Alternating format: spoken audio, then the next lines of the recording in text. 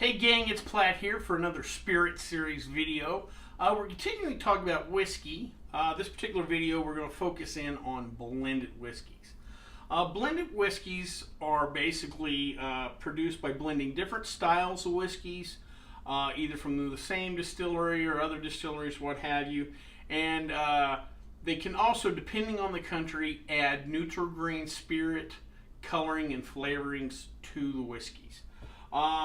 It's usually made with a base of high quality whiskey and then added into either with younger whiskeys or, again, depending on the country, neutral grain spirits. This was done primarily or at first to kind of cut cost. You could make 1 barrel of really good stuff and 2 barrels of cheaper stuff, blend it all together, save a little bit of money. What ended up happening though is they found a lot of people actually like these blended whiskeys, and it kind of makes some sense. If a good example of Scotch is if you have a good Scotch, but it's real peaty, real smoky, it's not necessarily approachable to everybody. But if you were to blend in some softer Scotches in there, it'd be more approachable to people. And that's what they end up finding out, that some people really like these blended whiskeys because they're a little more approachable. Like I said, blending involves all different styles of whiskey. It's done in all the whiskey producing countries. Some of the more popular brands are Canadian Mist, Jameson's, Kessler's. In Japan, Hibiki does blended whiskey. Probably the most popular in Scotland is Johnny Walker, or with Scotches it's Johnny Walker. A lot of the classic blended Scotches that we know today came from grocers. They would buy a barrel from Glenlivet or Glenfiddich, what have you, and they would end up taking some of that whiskey and doing kind of their own house blend, again making something a little more approachable and putting their name on the bottle. And a lot of people ended up liking these house styles, and these grocers kind of became known for their Scotch more than the people that are actually distilling and making Scotch.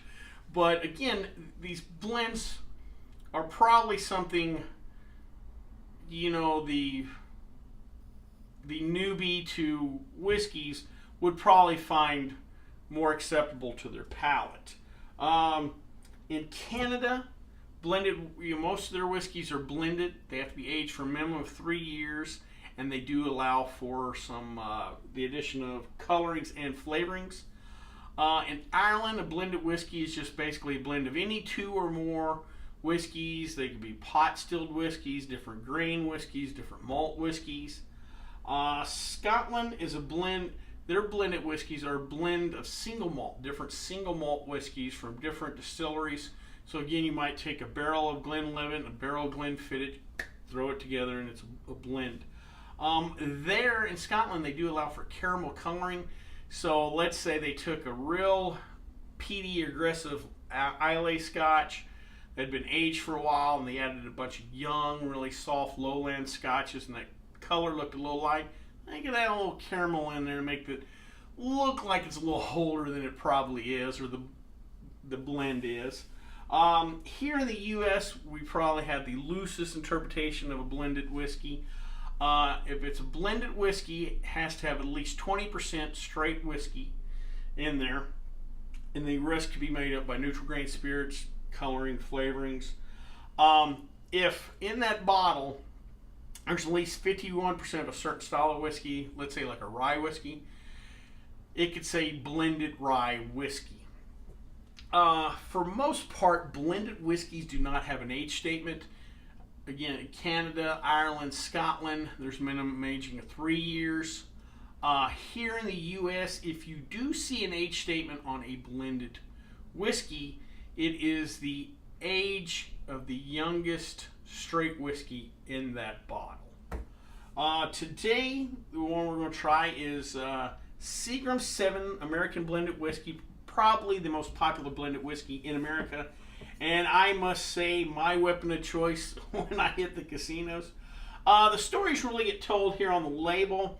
It's 80 proof, but below that it says 75% neutral grain spirit. So, and because this is 80 proof, well, it's 75% neutral grain spirit, which means the other 25% is that straight whiskey. But we know straight whiskey or whiskey is going to be at least 80 proof, so they probably took that neutral grain spirit, cut it down to 80 proof, which means we took a neutral grain spirit, added some distilled water, got it down to 80 proof, then added 25% straight whiskey, and in this particular one there is some coloring to it, coloring and flavoring. So again, the backbone of this is actually neutral grain spirit, but there is some whiskey added to it, color and flavoring. That being said, this is real good with mixers. You know, you probably wouldn't want to do a Knob Creek and ginger ale, or you know, one of those real good bourbons, what have you, or good Scotch, whatever. But these blended whiskeys kind of really go good with something like that. And again, with a base of neutral grain spirit, there's that versatility or whatever that you probably wouldn't have with other whiskeys. Let's give her a try.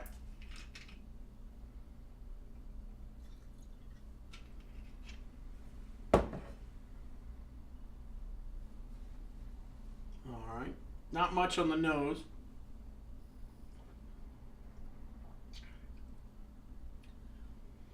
That's nice. Not much to it. I get a little caramel. I don't know if that's from whatever wood in my face or just a caramel flavoring to it. A little the vanilla. There's a hint of sweetness, not a ton in there, but nice, simple, goes down easy. This doesn't kick you at all. There's not, like with rye whiskeys, and we'll talk about in a later video, there's a little bit of a bite, a spicy bite or whatever. Not here. And again, if I throw this into some ginger ale or some 7 or whatever, this goes down real easy. Well, I hope you liked this video. If you did, please subscribe down below. Also, please like the video because it lets YouTube know we're putting out good content. If you have any questions, comments, concerns, please leave them in the comment section, or you can always contact me on the Twitter page. Until next time, bottoms up.